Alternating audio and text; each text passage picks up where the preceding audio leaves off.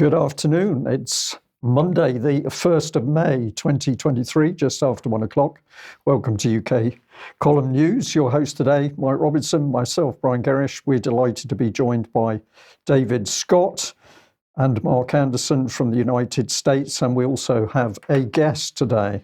We're just going to get straight on with a little bit on Sudan here. Over the weekend, no flights to remove people from Sudan over the weekend, but a flight today. So the Foreign Office tweeting this out this morning, new over 2,100 people have been evacuated from Sudan in the largest and longest evacuation of any Western country.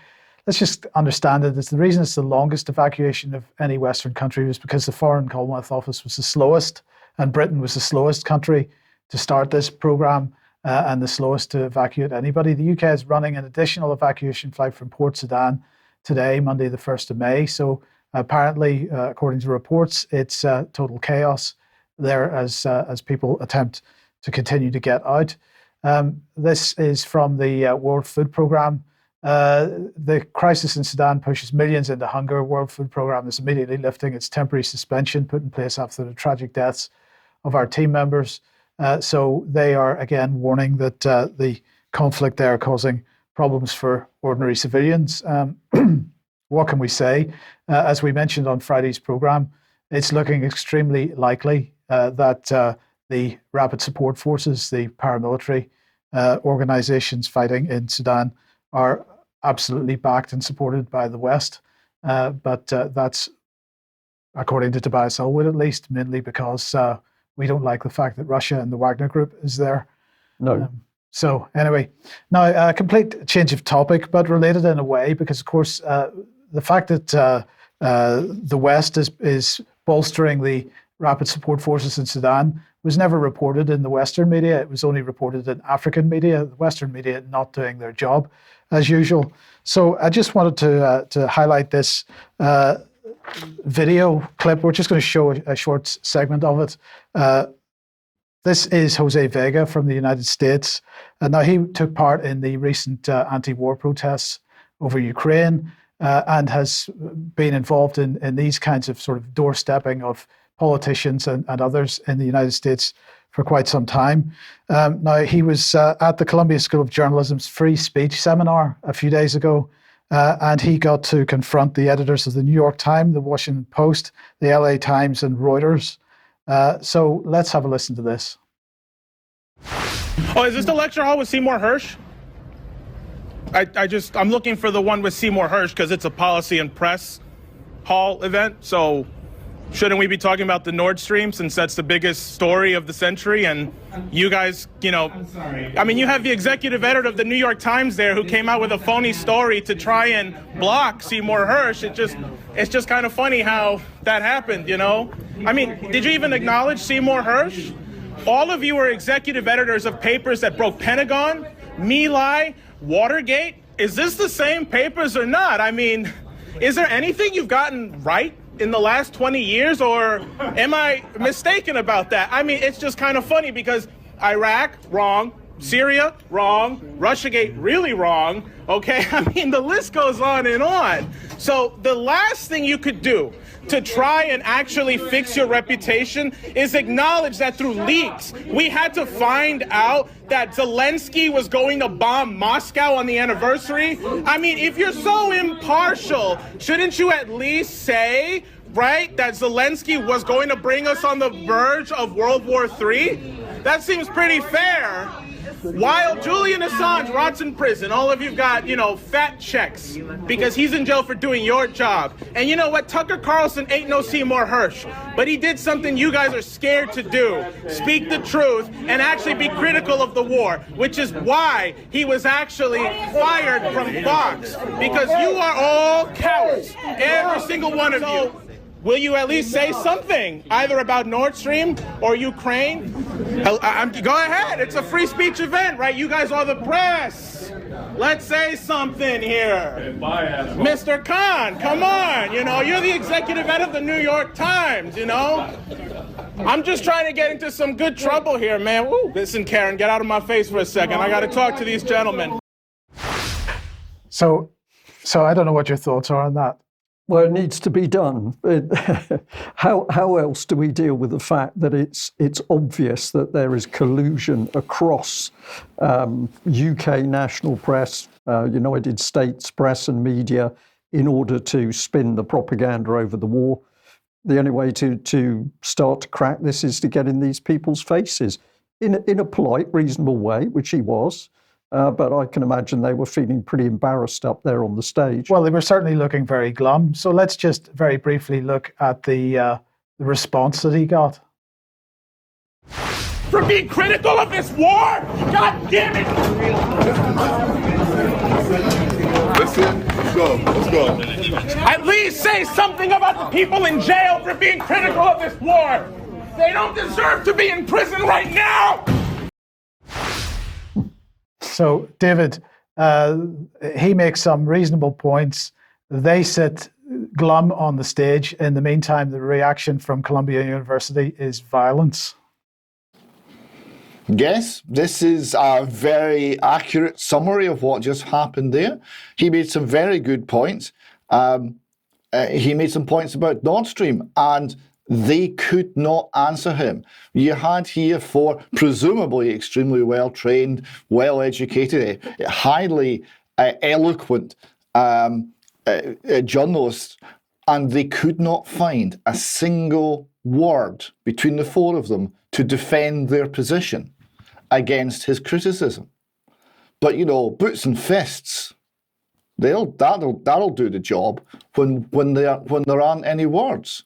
So I thought the man did wonderfully and showed them for exactly the sort of totalitarians they are.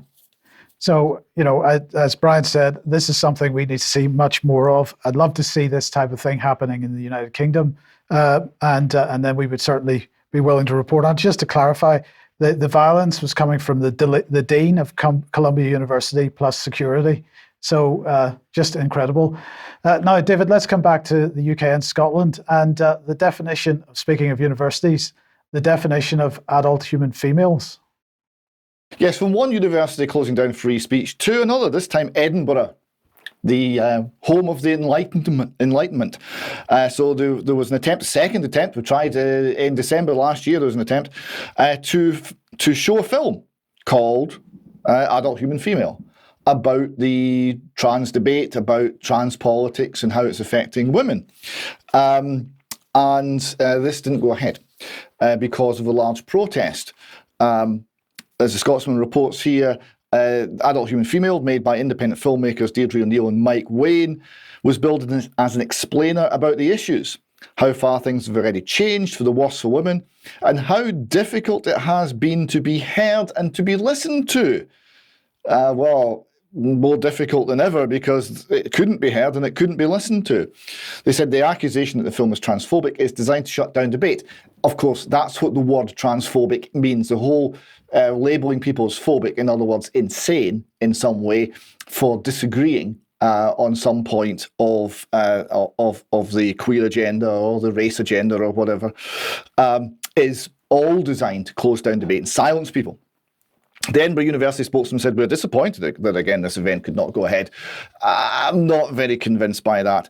They said, however, with protesters restricting access, they weren't restricting access, that's a weasel word, they were barring access to the venue. Safety concerns were raised should the event proceed. It was therefore decided that the screening should not continue. So all you need in Edinburgh, you don't even need violence. You just need the realistic threat of violence, and the university will give in every time, it would seem. We have a few pictures here just to show the nature of the Antifa-esque protesters, black clad and hiding their faces. That's very reassuring.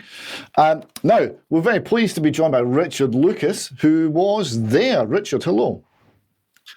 Good afternoon. Yes, I was indeed there, yes. Now, we've got a little video to show what you were subjected to, or a small portion of it. We'll play this, and then I would like to explore with you a little bit about the nature of the protest and the what was being said and hurled at those who actually wanted to attend the film. Swing and shake and groove and make it who you think I. Just your use and prove and groove and show up good job. Swing and shake and move and make it who you think I. Just your use and prove and groove and show how good you are. Fun facts about Richard Lucas. His wife is anti-abortion. Unsurprising. Spinning out in the wrong direction.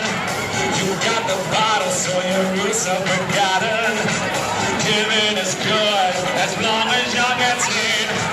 I got the vision, it's a vision of better. I said, ooh,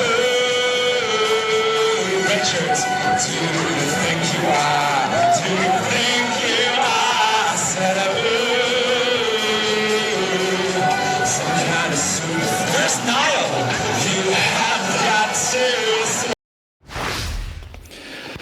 So they were clearly singling out Richard for special attention there, and indeed mentioned his wife and many other things. There was a lot of kind of school ground level insults.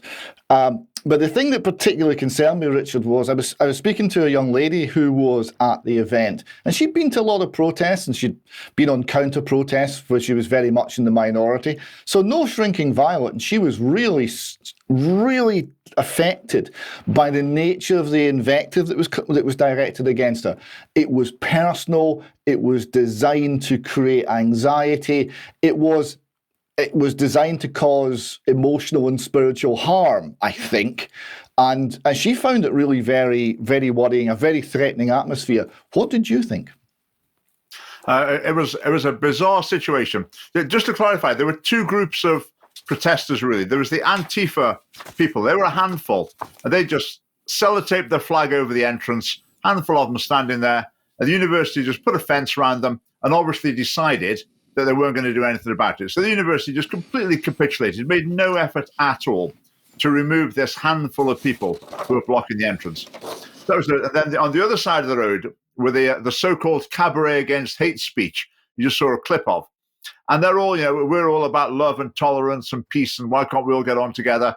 And then interspersed among that message is pretty offensive and abusive messages as well. And I don't know if you can see that picture at the moment. I mean, the lead singer there of the group, he's a so-called drag artist come stripper, I would suggest. So it's just a bizarre inversion of morality. There's someone who's making their money with a sort of perverted sex show is there with quite a mob of people hurling abuse at me. I was just sitting on the steps opposite. They just happened to recognize me because I just hold traditional moral values. It's a real inversion, and it was quite bizarre. But yeah, they don't hesitate to use just the most offensive and abusive terms that they can. No hesitation at all. Yeah, the regular viewers of the column will recognise the singer there, Tom Harlow is his name. We covered a story back in 2022 where he was trying to put on a cabaret for children in Stirling, and it was cancelled following complaints and objections from the parents. They were linked straight through from the social media advertising this show straight through to X-rated content he had online, and the parents weren't very happy. So this is the kind of leader of that particular group. Now I'll have another little clip here of someone actually trying to get in to see the film. So this was a middle-aged lady who wanted to see the film, who wanted to consider the arguments, and was not very happy that her rights were being trampled on. Let me something. I have human rights, and those rights are being denied by you. Get out of my way. Please, can you just get calm down? No, I want England. I want England. Please stop. Please stop. You can't. So, Richard, you had the officials from Edinburgh University were saying to the woman, please stop. They weren't doing anything with the people who were actually barring her access, who were standing in the way and obstructing her. That seemed to be okay. I mean, this seems bizarre. What did you make of the Edinburgh University's position here? I think they already knew what their plan was. Their plan was before they started. They were not going to call the police and it was just going to be cancelled. So as soon as this handful of people in masks stood in front of the door, the Edinburgh University's so-called security staff just like put a fence around them to protect them. And so, why not put a fence around the entrance to stop these people getting to the entrance in the first place? Oh, no, they don't do that. So they let the protesters get in the way and then put a fence around them so that no one else can get anywhere near them, and then refuse to call the police. So it just came over. I mean, it was obvious their intention from the beginning was that it was not going to go ahead. And I think it would be a fascinating experience to go along with, half a dozen people and try and get another event cancelled at Edinburgh University. See if we can get their graduation ceremony cancelled by standing in front of the door. Let's see what they do then. They'd be pretty quickly on the phone to the police for virtually any other event in that university that people were trying to stop. But this one's a special case. And they didn't want it to go ahead, so they're quite happy with the way things turned out. Yeah, well, the rules are certainly very asymmetric, but even people on the left are now falling foul of them. So here we have a story about Joanna Cherry. Now, she's left-wing, socialist, Republican, lesbian, feminist, right? So she's not someone of traditional views, but she's also been cancelled. So there's a live discussion with her at a major venue in that same square, in George Street nearby. And it was called off. Tickets are no longer available. And there were apparently staff members' concerns over Cherry's gender-critical views, and these concerns could not be alleviated. The National continues, quoting Cherry, "It should not be possible for venues or the staff to no-platform lesbians or feminists who believe that sex is an immutable biological fact just because of their sexuality or beliefs." And of course, what she's not saying there, but she should be, is it should not be possible for venues or the staff to no-platform anybody because of their beliefs. But that's not quite what she's saying. But nonetheless, she is standing up and saying she shouldn't be discriminated against in this way. She went on to say, "What does it say about the fringe in Edinburgh, the home of the Enlightenment, when an elected Edinburgh politician can't be asked questions on stage in the city they represent?" So this is a very strange thing. And I know you've also experienced various bits of no platforming across the country. How difficult is it becoming in Edinburgh to actually have a conversation if you are not in accordance with the trans rights ideology? The Scottish Family Party, we have terrible problems with venues cancelling us. If we book a venue for an event, we just assume it's probably going to be cancelled at the last minute. At the beginning of January, we did a little tour of the Highlands and Islands. We actually had 3 cancellations out of 2 events.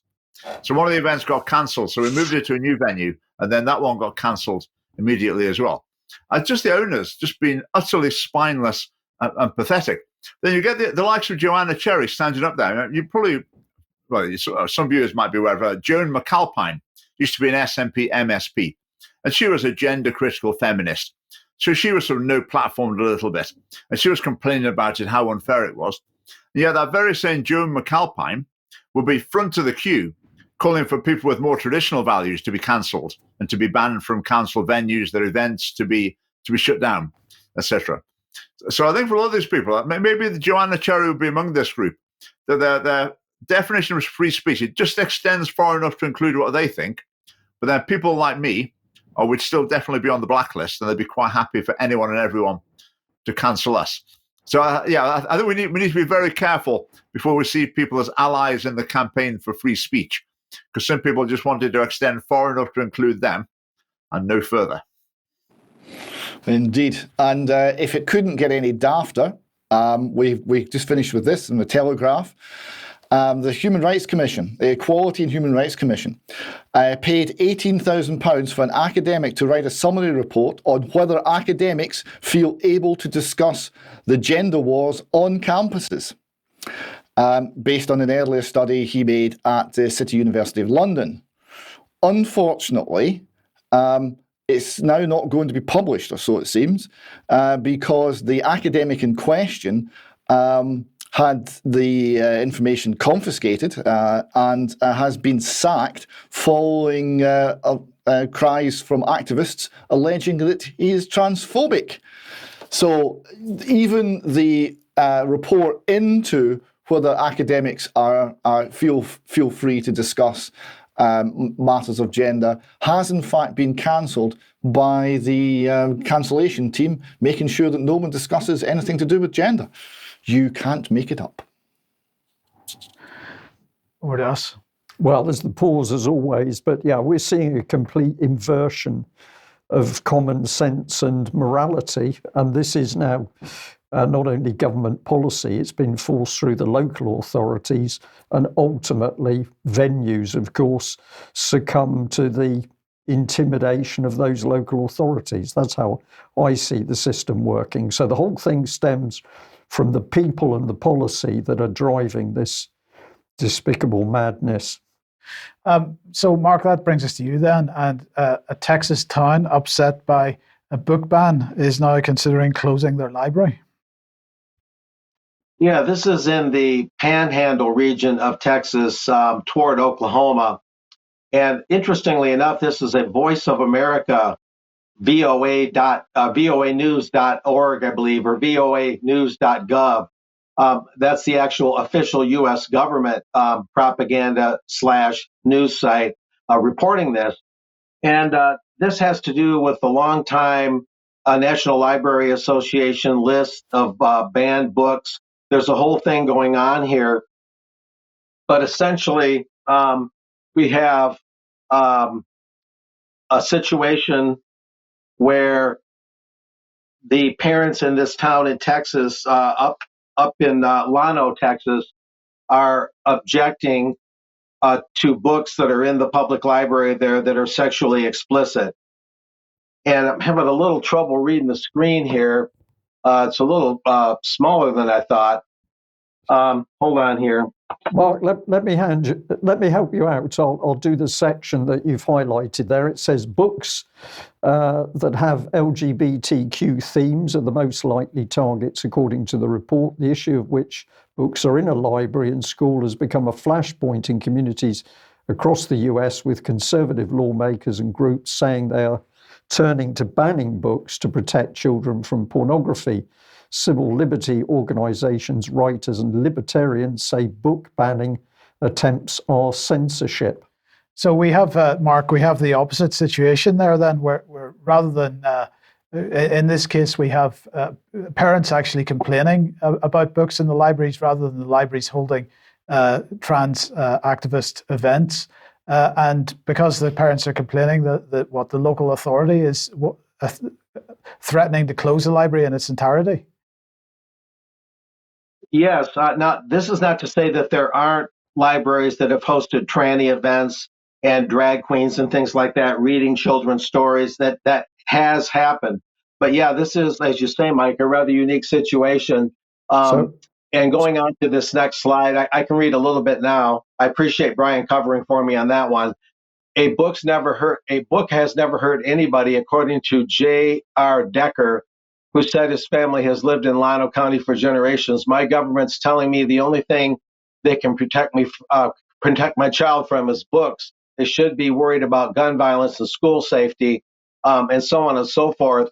And then there's another quote there a little further down. This is not a nation. This is not a Nazi nation. You don't get to pick our reading material. It's ours. And the library is a vital part of our community.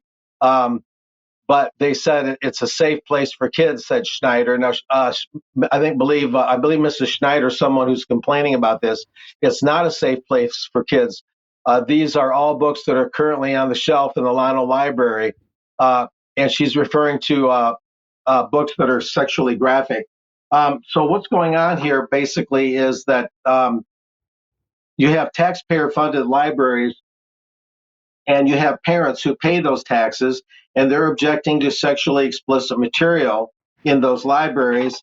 And the libraries themselves, in terms of being an organized force in the United States through the National Library, National Library Association, are saying that we ought to be able to put sexually explicit books in the libraries, and that's a free speech matter, that's an anti-censorship matter, and they're blaming the tax-paying parents themselves who are complaining. They're blaming them for censorship and saying they are the censors.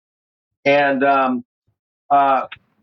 so the situation is such where parents are not allowed to have input in the very libraries that they finance as to what their children are reading, and they're not being allowed effectively to protect them from age inappropriate material. That would be the most concise way of putting this. I'm looking through some of these matters. We can flip through to the slide that is the top 13 most challenged books of 2022. This is something that the American Library Association, that's the actual organization, the ALA. If I got that wrong before, my apologies. I was a little late getting up today, but this will give you an idea of the books that they think ought not to be banned. And I need not really read much from that particular slide. We can move from there and list some of these books. Now you have Gender Queer, a memoir by Maya Kobabe.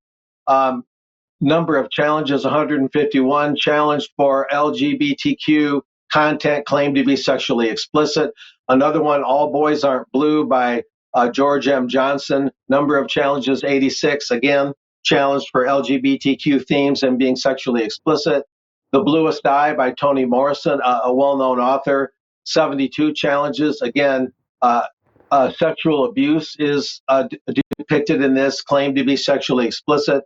And this one is particularly of note, Flamer by Mike Carato, 62 challenges, challenged for LGBTQ, etc. content claimed to be sexually explicit.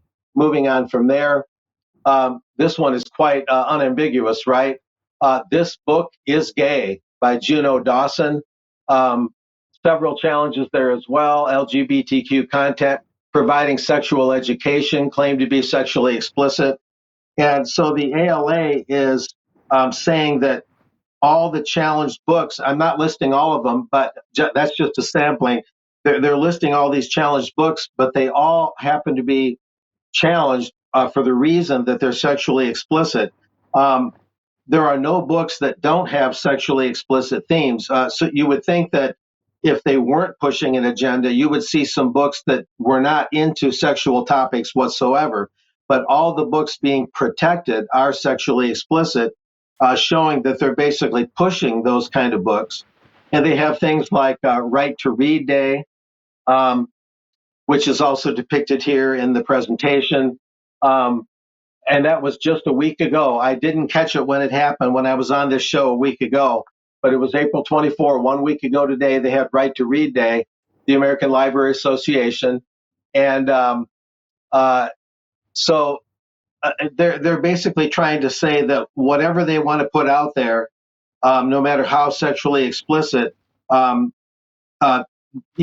parents or rather children and school age kids have the right to read these things, and parents that pay the taxes for those schools, for the school-based libraries, for the public libraries, shouldn't have any say. And this is getting into the other side of the equation here a little bit. This is from the New York Post. This is by a columnist, Carol Markowitz. Dems, as in Democrats, don't tell us we need to shush. Don't tell us we need to be quiet. Our kids' school libraries are full of guides on sex acts and gender confusion. And I believe there's a video tied to this that will further elucidate what I'm talking about. This is a little bit from that article.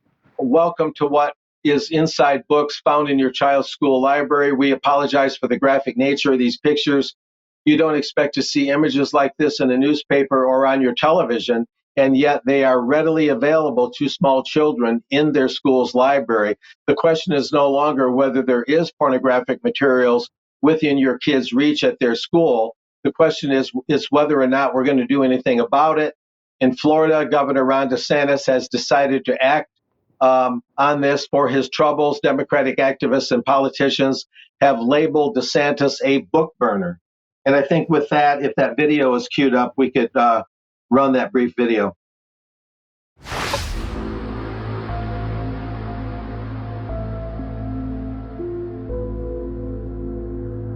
Flamer by Mike Curato was found in Broward, Collier, Hillsborough, Marion, Seminole, and Volusia County schools.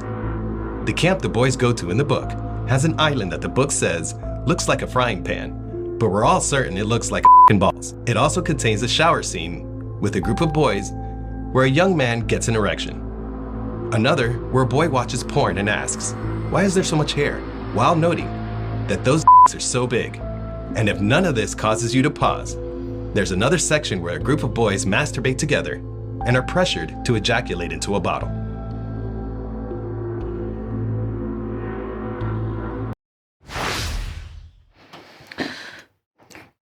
Yeah, so I don't know if you have comments, but you might want to comment. well, my response to this is that it is an amazing coincidence that we have this type of material popping up in countries around the world. So we can be sure that this is not policy that's been created inside the UK or the USA, because all of this is happening, particularly in Western countries around the world, at the same time. So this is clearly an agenda which has been created by people who are beyond the nation state, and therefore we've got to start looking at the United Nations in particular. Okay, let's move on. Sticking with the United States for a second. RFK, Robert Kennedy, F. Kennedy Jr., of course, is standing for election, well, there's been quite a bit of comment about where he stands, for example, on climate. I found this clip from a day or two ago, speaking to the Iverson show, and he addresses this. I was particularly interested in David's thoughts on this. Let's watch it. Climate issues and pollution issues are being exploited by, the World Economic Forum and Bill Gates and all of these big, mega billionaires, the same way that COVID was exploited. To use it as an excuse to clamp down top-down totalitarian controls on society, and then to give us engineering solutions. And if you look closely, as it turns out, the guys who are promoting those engineering solutions are the people who own the IPs, the patents for those solutions. Oh, it's a way, it's being used. They've given climate chaos a bad name, because people now see that it's just another crisis that's being used to strip mine the wealth of the poor and to enrich billionaires. And, I for 40 years have had the same policy on climate and engineering. You can go check my speeches from the 1980s. And I've said the most important solution for environmental issues is not top-down controls, it's free market capitalism. David, what are your thoughts? Well, that's spot on. That's really excellent. The fact that he realises that the nature of the scientific debate and the nature of the manipulation of the public over COVID, and the nature of the manipulation of the public and the manipulation of the science over man-made global warming is the same. It's the same scenario being run on two different scales, if you like. One's been run for decades, one only for a couple of years. It's the same basic system of manipulation that's been played out, and the fact that the free market, price signals, and all the rest of it, everything that we're busy suppressing, has the core to actually has the ability to address these issues, is a point that not many people in his position are making. Yes, indeed. Okay, now back to the UK, and there's quite a lot of furore going on social media at the moment over a product called Apeel. Let's bring this on. This is from Wish You Were Here on Twitter. This sticker denotes Bill Gates' toxic produce. Treat it like you would treat his mRNA injections. Avoid like the plague. Your life may depend on it. Now, I'm not criticizing the person who put this particular tweet out, as you'll see in a second. there's justification for saying that that this is toxic. But the fact of the matter is that it is coming to it's creating a lot of ire within the fact checkers. We're seeing all kinds of fact checking articles coming up saying that this is false. This idea that this product is toxic. So let's have a look here. Here's the Apeel website. They call it plant-based protection that helps the produce you love stay fresh for longer. So the idea of this is that the apples, the pears, and so on are coated with this plant-based protection, which means they don't have to be wrapped in plastic and so on. But there's quite a bit of confusion about how safe it is. So let's bring this on screen and just make the point very briefly that it is indeed supported by, or has been supported by, the Bill and Melinda Gates Foundation in the past. So the Bill Gates connection is correct. But what I have noticed is that there seem to be quite a number of people on social media confusing that Apeel with this Apeel, which is a domestic cleaning product, which of course is highly toxic. But the best coverage that I've seen on this so far is on this blog post from Kristen's Kitchen on Substack. And I just want to highlight a couple of quotes from this. So the headline is "The Dangerous Chemical Bill Gates is Coating Your Organic Produce With." Unfortunately, she says, if you think by choosing organic, you're good to go, think again. On their website, they state, we have formulations that are OMRI listed for the growers and distributors of USDA certified organic produce. They say that it helps reduce plastic, which might be true, but what exactly is this coating made of? They state in the frequently asked questions that there's only one ingredient, but then they go on to say that it's only composed of food grade (brackets multiple ingredients) made from, quotes, plant materials. She goes on to say, Apeel brags about its purified mono and diglycerides, a food ingredient that is found in a variety of foods. According to Dr. Josh Axe, mono and diglycerides are the go-to replacement for deadly trans fats and a food industry staple that helps keep oil and fat from separating. Harry explains that this additive is a byproduct of oil processing, including partially hydrogenated canola and soybean oils. This additive is a byproduct of oil processing, which contains artificial trans fats, a danger food ingredient known to cause coronary heart disease and linked to 50,000 fatal heart attacks a year. And so the article goes on, and I strongly recommend that people read that article. So there's two issues going on here. One is the confusion over the name Apeel, because there are various regulator reports using that name Apeel, which refer to the domestic cleaner, not to the coating for your vegetables and fruit. On the other hand, it's pretty clear that, or at least it's pretty opaque, exactly what's in this product. And what they say also in the frequently asked questions is, of course, you can't wash it off. So if you're going to consume the product, you're going to consume whatever it is that they are coating the product with. So I think the fact checkers in this case are, once again, being very narrow in their interpretations when it comes to saying that this allegation is fake or false. And I think there are many, many more questions to be asked about it. Now, moving on then to online safety. And if you remember last week, we were talking about this open letter on the online safety bill from an organization called Threema. And Threema is an app which allows people to chat with each other, and it supports end-to-end encryption. And they were absolutely warning that the EU with their chat control legislation and the UK with its online safety bill, same for the United States, using child protection as a pretext for full-scale surveillance of chat communication without probable cause. And that was signed by a number of organizations, including Threema themselves, of course. I just wanted to mention that India now has banned 14 of these messaging apps because they are claiming that the apps are being leveraged by Pakistan-linked terrorists. So it's not about child safety in India, it's about terrorism. And so because terrorists are using these apps just like the rest of the population, then the entire population has to be banned from using the apps.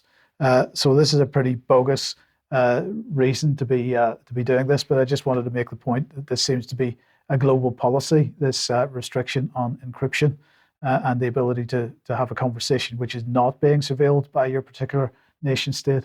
Well, if we can't decide what we can and can't eat or should and should not eat, we're certainly not going to be allowed to as to how we communicate with each other. Well, indeed. With each other, somebody else has got to do that for our safety.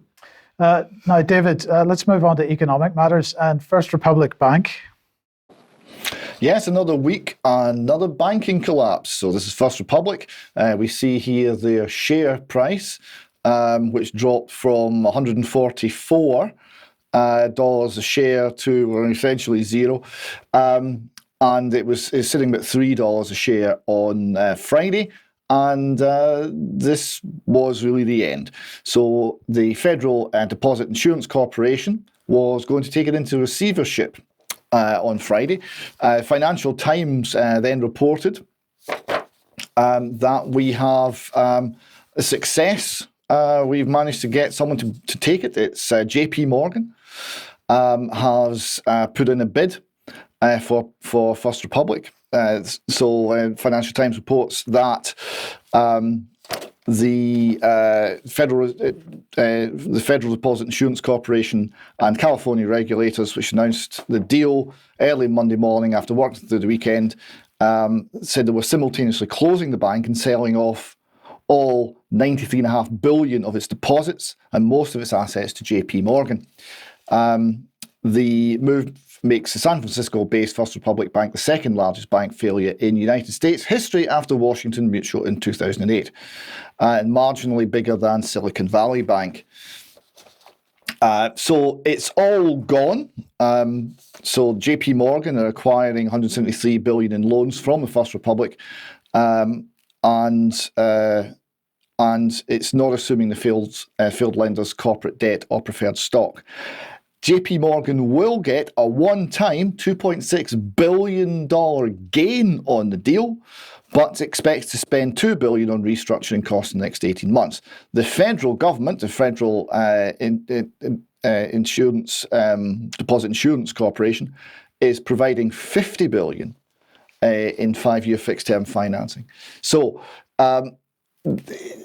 on Friday, the story was, well, the regulators are moving in to save First Republic Bank. The nature of the saving is the same way that they save horses that break their legs at Beecher's Brook. They die. Right, it eliminates them. In this case, the point I think we should take away is we've got a big bank, one of the systemically important banks that's backed by the government very, very closely. JP Morgan have come in, they've bought up the bank at a bargain rate. They've made an initial $2.6 billion on the deal, and another American bank no longer exists.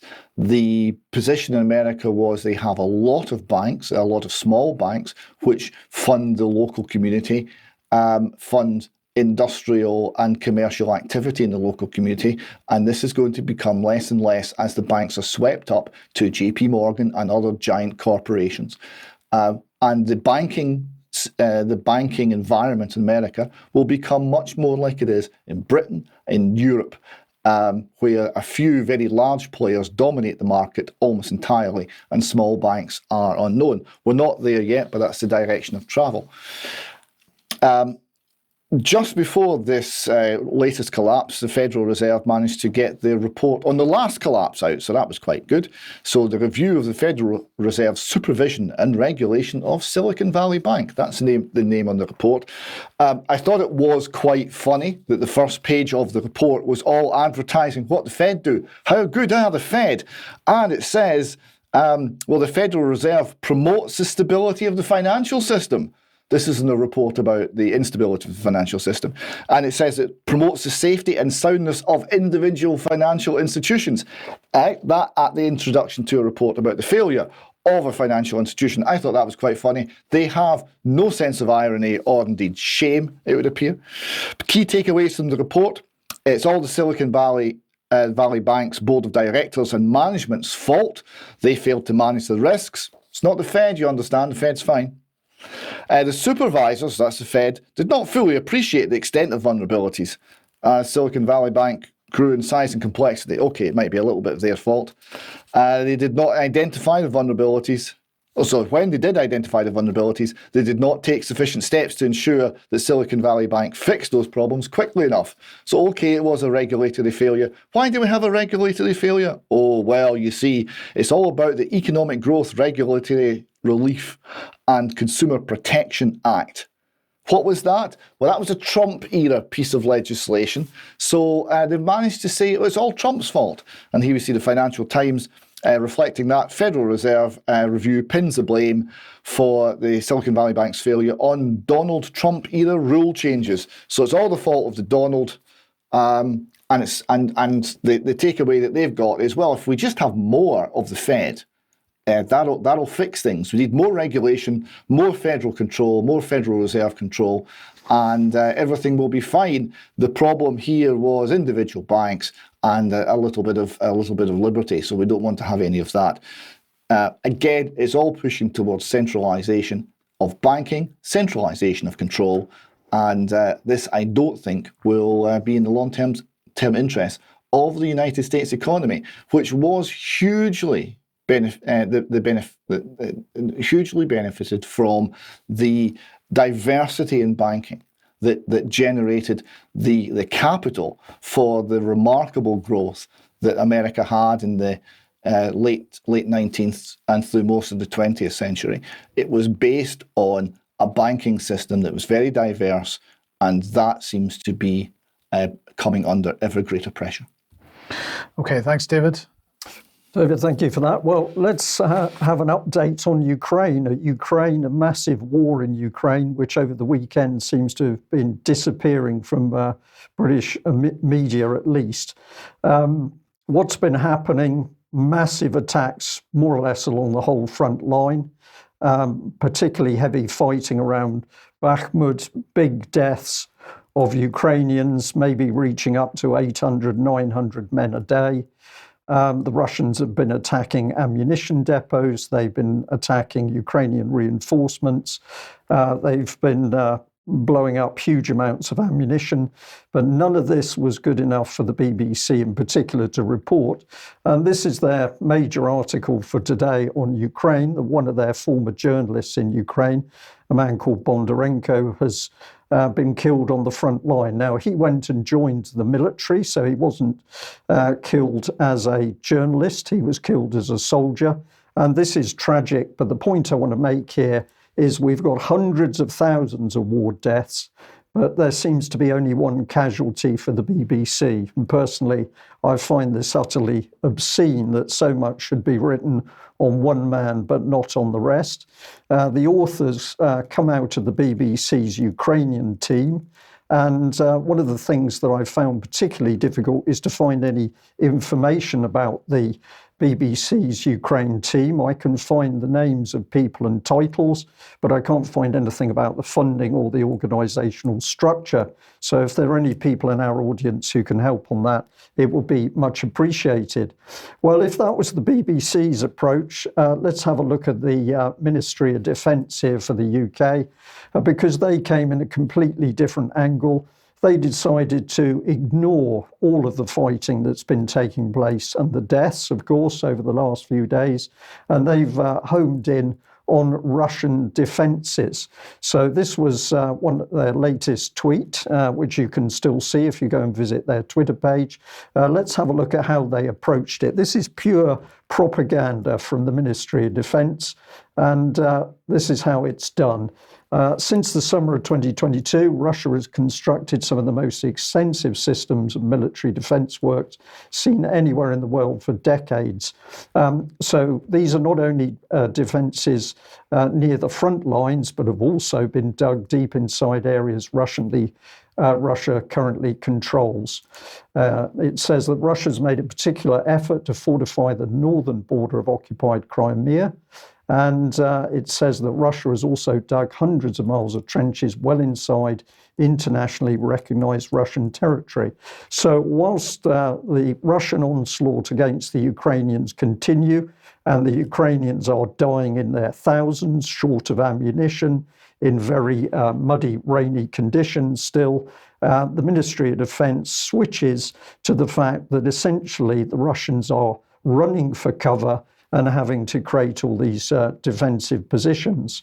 And this, I thought, was particularly offensive. It says, however, some of these works have likely been ordered by local commanders and civil leaders in, quote, attempts to promote the official narrative that Russia is threatened by Ukraine and NATO. Well, of course, that is the absolute reality, that Russia is facing a NATO proxy war. But here's the meat of it. The defences highlight Russia's leaders' deep concern that Ukraine could achieve a major breakthrough. So basically, the Russians faced with a NATO proxy war, the Ukrainians do the dying. But what are the Russians doing? They're building defences which ensure that Ukrainian forces are going to be slaughtered in attacking prepared defensive lines with no air cover. So this is pretty incredible stuff. The reality on the battlefield is that the Russian advances through Bakhmut continue. So the area inside the blue line, last Ukrainian stronghold in the southwest of Bakhmut. And this is a little bit more detail. This has come from the Free Russia website, another excellent channel for analysis. So I encourage you to have a look at that yourself and support. But detailed maps, and the light blue area there was showing the last Russian advance leaving one stronghold. And this is the stronghold highlighted on the map. And this was a Ukrainian stronghold because it comprises a large number of very high-rise buildings, and therefore it forms a natural fortification. But the Russians also now moving behind that area to complete a total encirclement. So this is where things become very unpleasant, that the Ukrainians now, if they try and escape, are left with just open fields and muddy terrain. All of this is under Russian artillery fire, so the Ukrainian casualties are horrific, and they will be even worse when the rest of the troops inside Bakhmut surrender and attempt to leave. This is a bit more detail of the Russians moving through behind the stronghold area. And I'm just going to highlight this. It looks very much like a temple if you see a picture of it, but it's actually a bank. And if we bring that into a photographic image here, one on the right of the screen, you can see the utter devastation of Bakhmut as the fighting has taken place. You can see in the lower foreground the bank, and you can see the highlighted Ukrainian citadel there, which is the last area, and indications are that the Ukrainian troops are already leaving that area. If we have a look at a little bit of film footage, this is where, again, the Western media doesn't want to talk reality because the Russians are now using extremely powerful air-launched weapons, and we get some idea from the size of these explosions. So rather than using men to clear the buildings, the Russians are simply destroying the whole building blocks.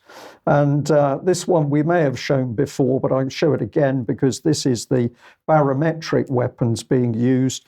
They don't have to hit the blocks themselves because the shockwave kills troops within the shockwave area. So that is particularly bad. The next little clip is a little bit distressing, but there's no other way of showing this. This is bringing us into the reality of what's happening on the ground, particularly where troops are caught in the open. And I'm going to say that could be Ukrainian or Russian. So we've got an armoured vehicle here with a casualty lying bleeding, and it would appear one seriously injured or dead Ukrainian soldier. But the reality is now that the statistics, the UK column suggest that up to 300,000 plus Ukrainians have been killed, possibly 50,000 plus Russians, and that leaves some 900,000 men injured. And of course, the BBC is still not going to tell the truth about the carnage. And I'll just add for people who are listening in that in the clip, at least one of the Ukrainian soldiers was able to get up, unlike his colleagues.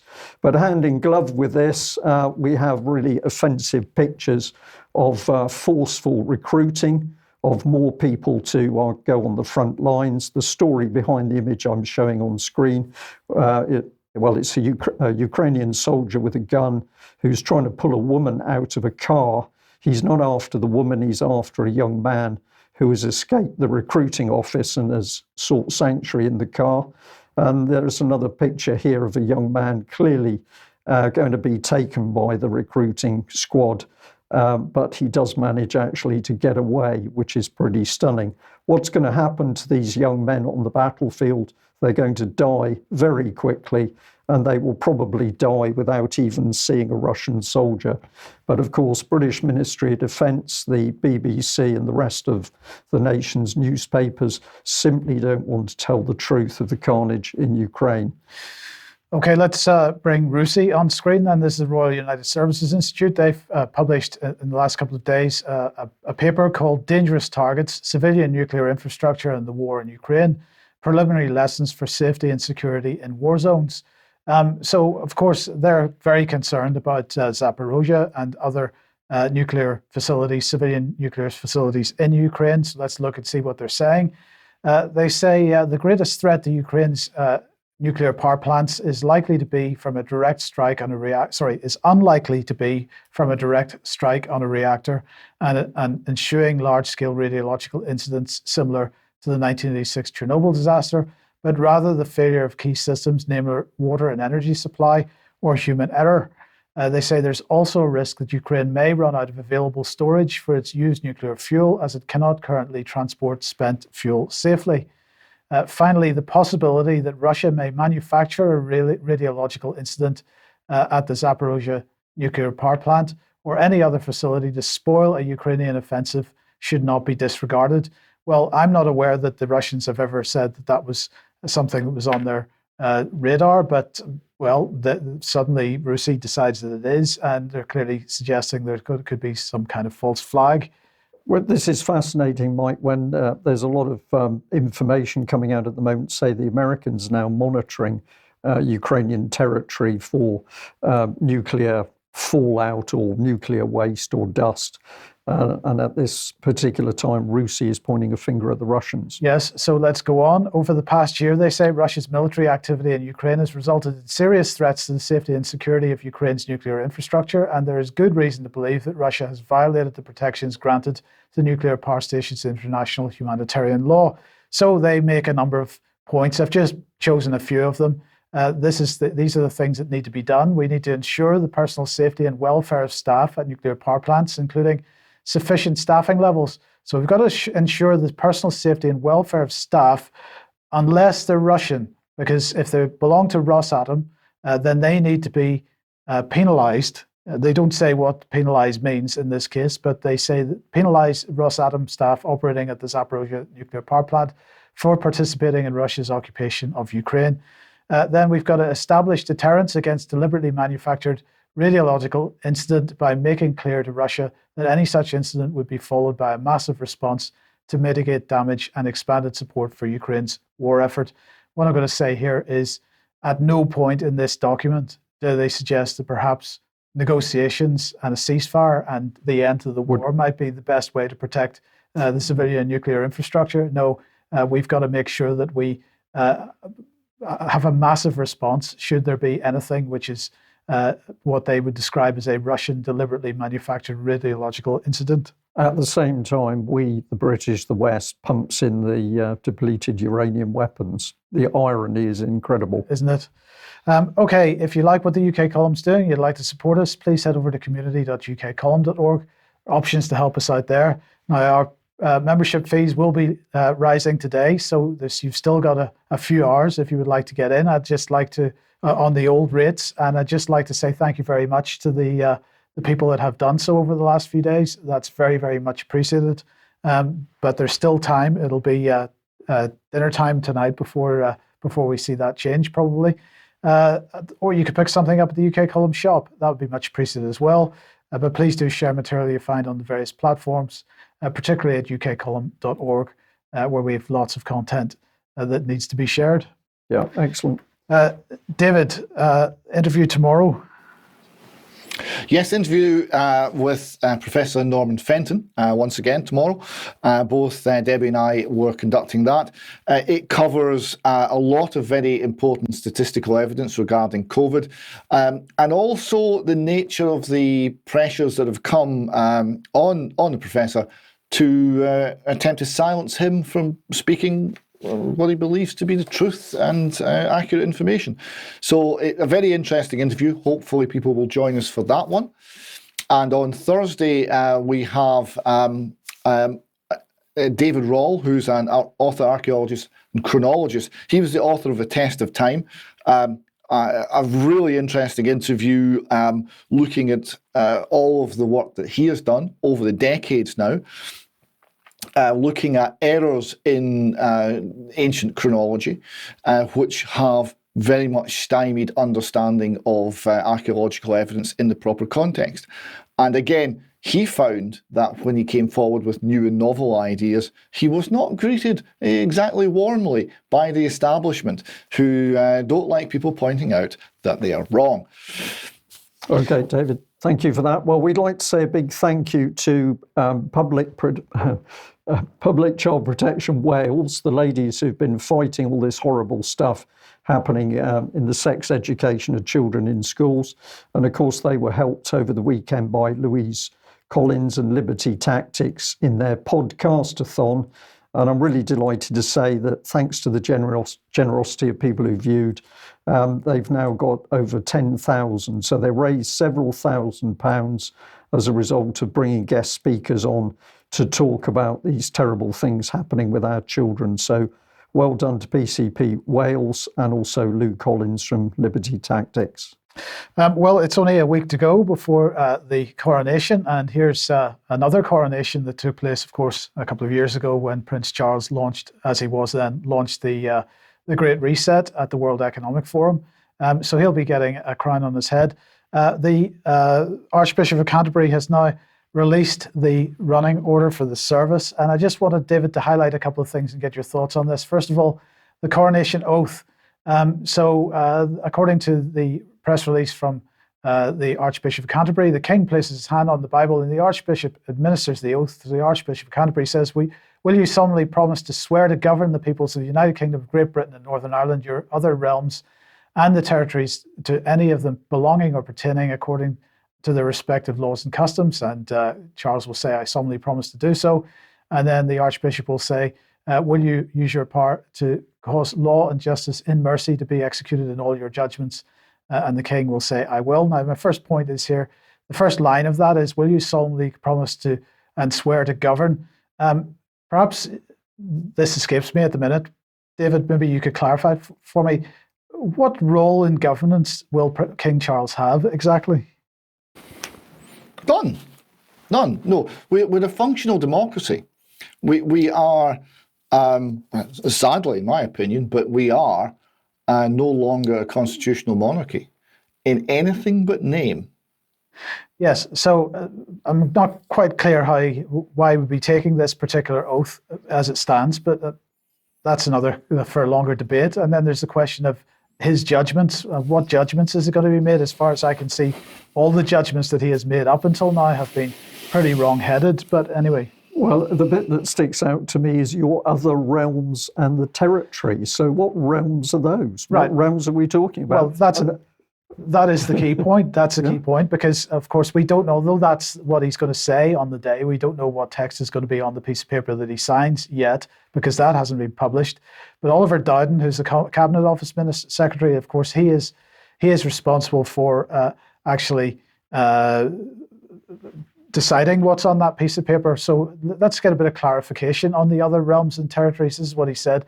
For the coronation of Queen Elizabeth II in 1953, changes were made to the oath without express legislative authority to reflect the constitutional position.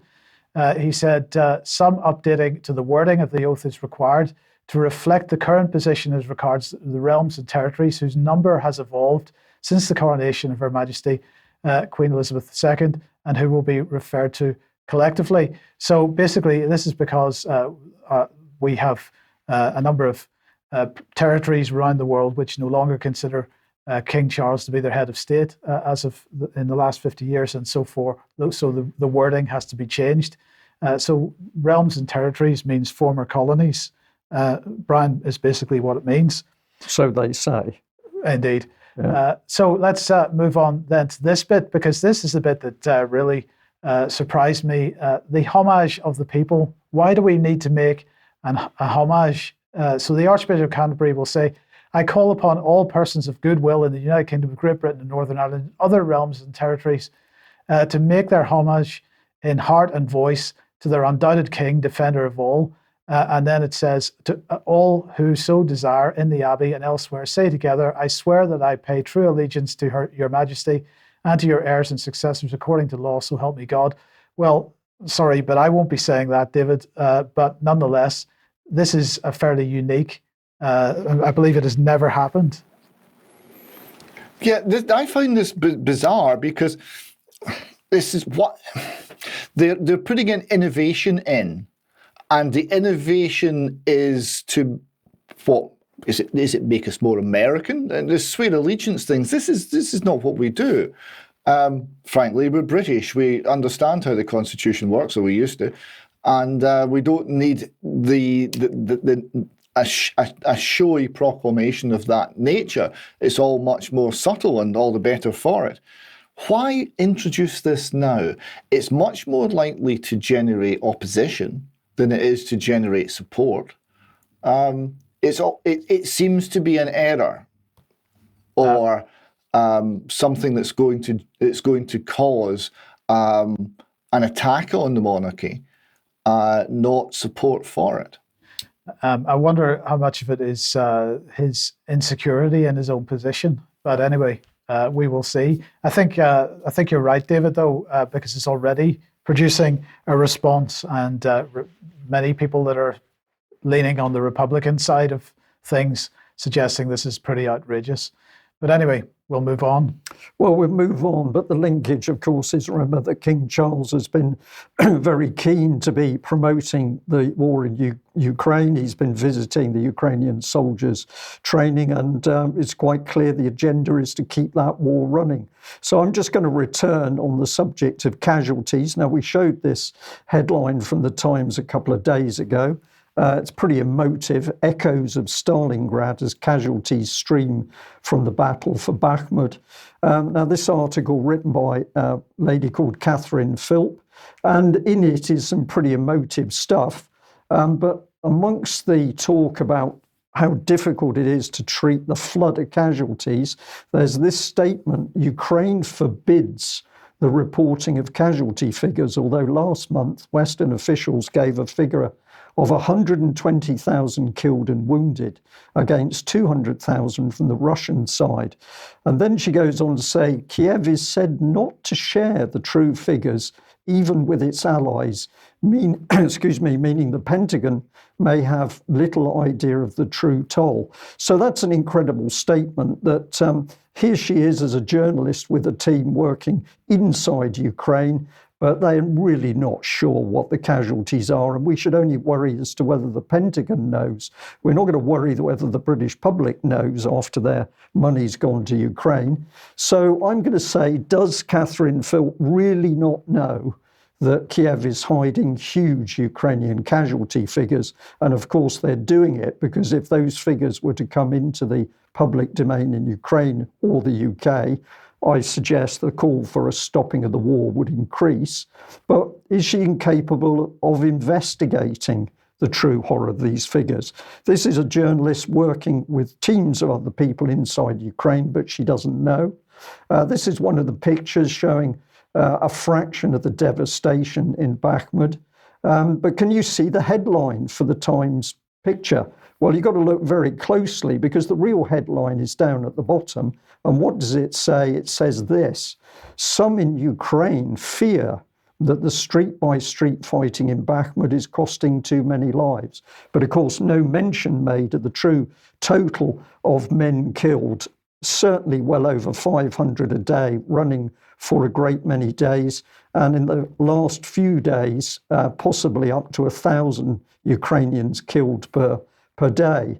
But if we have a look at her Twitter account, she gets very fired up about the fact that she's saying on March the 18th, I was lucky enough to return to Baghdad 20 years after I was first there and 6 years since my first visit, to hear Iraqi voices on the continuing fallout and legacy of the American invasion. Well, she seems to understand what took place in Iraq, and she's listening to the people. But with Ukraine, she can't understand what's really taken place. And we've got a US-UK proxy war with no US-UK casualties. We simply leave it to the Ukrainians to do the dying. So I find this journalist astonishing that she finds it so difficult. But she also picks up on Boris Johnson, and she's retweeted the Kiev Post here. Former British Prime Minister Boris Johnson has announced his candidacy for the post of NATO General Secretary, Sky News reported.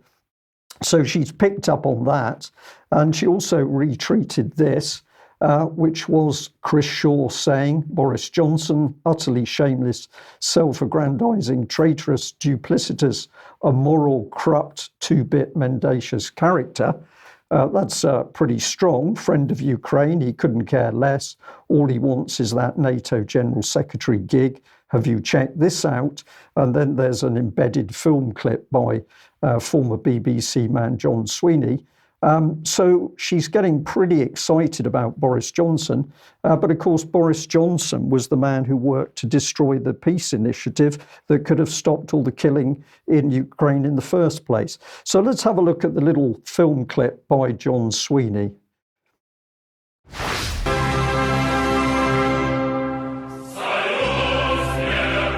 Welcome to Umbria, in the heart of Italy, and we're interested in this mountain over here. You could call it La Montagna dei Russi, the mountain of the Russians.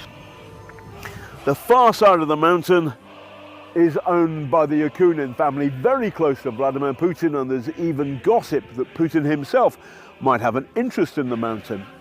The south side is owned by Yevgeny Lebedev. That's his beautiful palazzo, Palazzo Terranova, and a regular guest is Boris Johnson, first as London Mayor, then as Foreign Secretary. Now you'll be astonished to discover that at these parties there's a ton of Russian women, beautiful lovelies from Russia and elsewhere. So Boris goes to bunga parties in Italy. Who gives a damn? I don't. But, and here's the rub, MI6 did. What concerned them was not what Boris was doing, but where he was doing it, the Russian mountain. I have two sources who've told me that MI6 was worried that Boris Johnson, when he was Foreign Secretary, was a security risk. And there's another thing. On at least one occasion that we know about, when Boris Johnson came to Italy, he left his Metropolitan Police Protection team back in England. Now, you don't have to trust me on a word of this, because this story has been reported by the BBC and the Sunday Times this summer. The newspaper even quoted a cabinet minister saying that Boris Johnson, because of his private life, was open to blackmail. Then Boris Johnson becomes Prime Minister and silence falls. But the question stands, Prime Minister, to clear the air, will you launch an inquiry to discover whether there is a security risk inside number 10? To wit, yourself.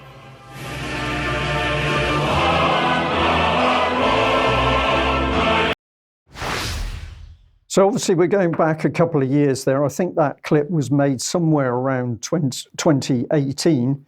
But of course, the point remains that Boris Johnson worked to prevent peace in Ukraine.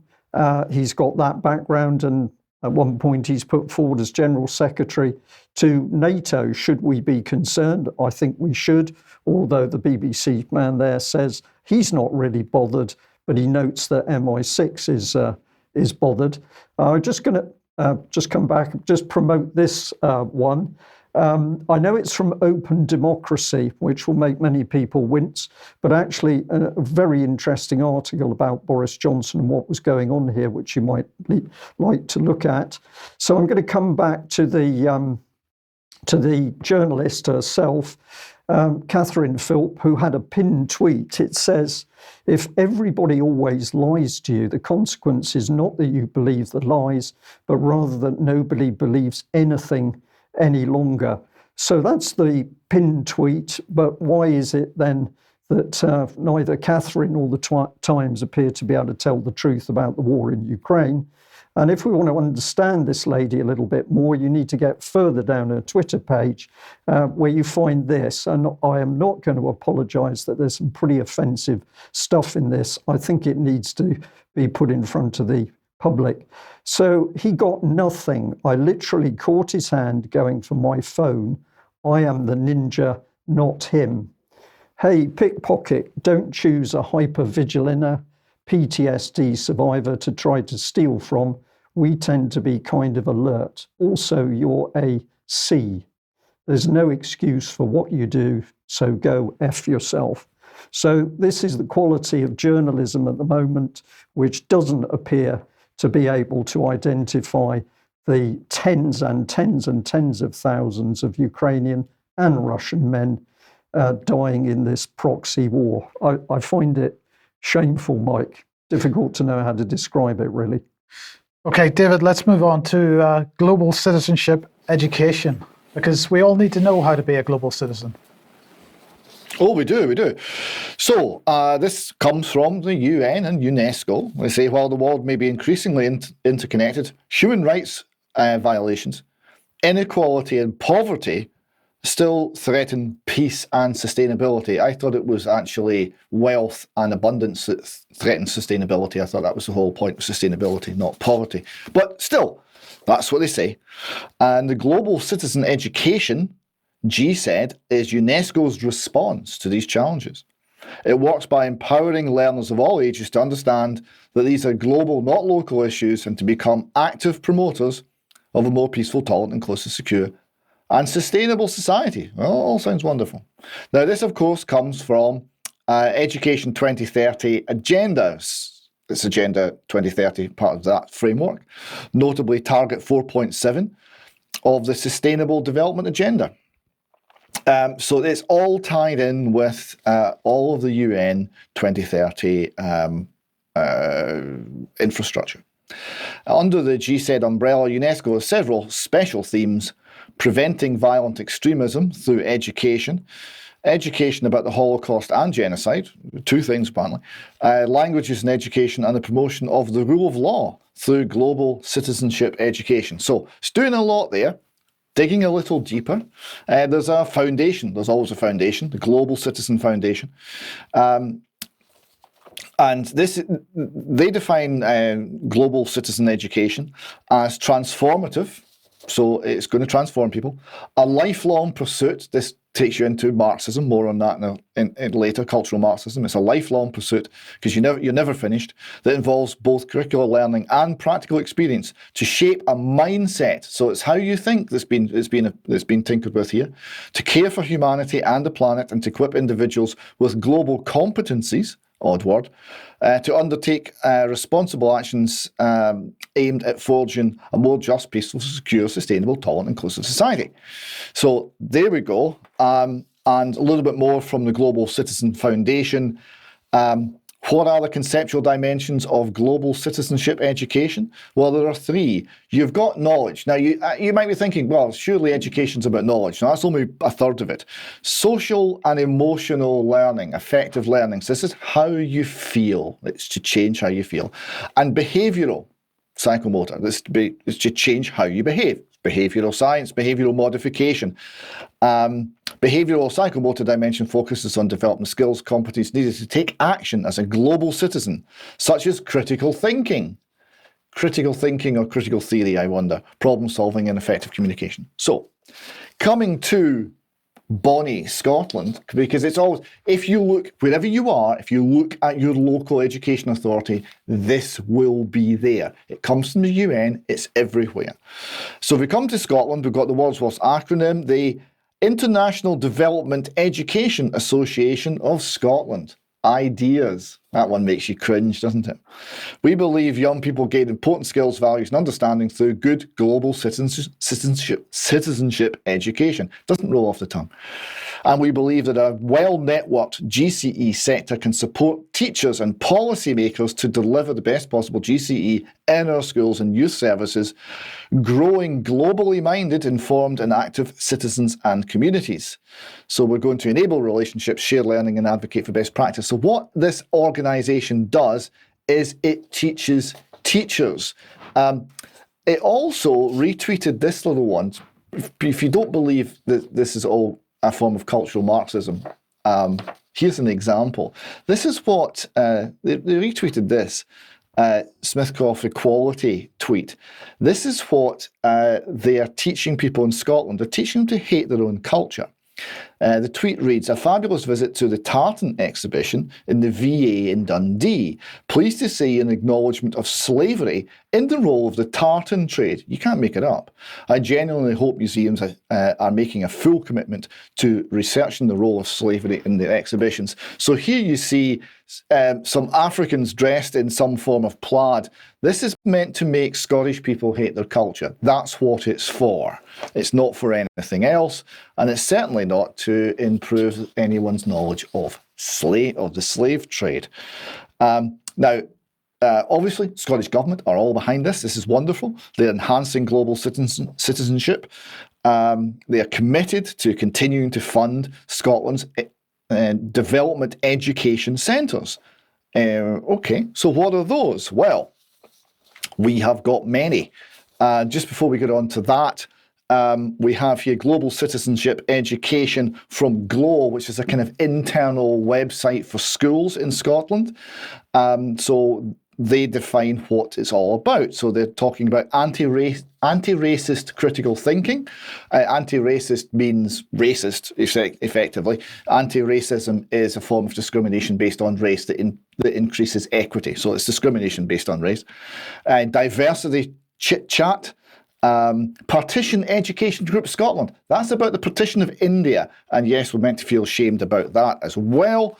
And so it's all the cultural Marxist talking points. And as I said before, the Scottish Government are promoting the development education centres. And there are, 5 of them covering the whole of the country. So wherever you are, you're near one of these. My local one is the One World Centre in Dundee. The organisation promoting this was also promoting a thing called Fashion Revolution Week. More on that next time if we have a chance. That's more cultural Marxism. The One World Centre in Dundee is teaching teachers. So it's putting curriculum into schools by educating the teachers, changing how the teachers think and giving them resources to push a particular agenda. And what is the agenda? Well, here we see what they're teaching in May. Climate justice, active global citizenship through primary mathematics, more climate justice, a rights-based approach, which Richard Lucas has written in the column about, and celebrating Refugee Week. So it's very much pushing a particular political agenda. It's everywhere. It's teaching teachers to put this into schools. That's how the education of our children is being changed, and the aim is to inculcate a particular ideology, one that's not British. It comes from the UN. It's international in scope, and it's Marxist in nature, and that's what's being taught, and that's how it's being disseminated. Thank you very much for that, David. It's pretty incredible, isn't it, to see this globalist policy unfolding. It's real, it's provable. You're putting the evidence up on screen for us to see. And we've got a lot more to say on it, but I'm afraid we've run out of time in today's news. So we're going to end there. But for people who are signed up with UK Column, we'll be delighted to be continuing for extra time in a few minutes. And we've got a lot more interesting things to discuss, including the issue in hand. See you in a couple of minutes. We'll see you in a couple of minutes. Thanks for joining us. Okay, bye-bye.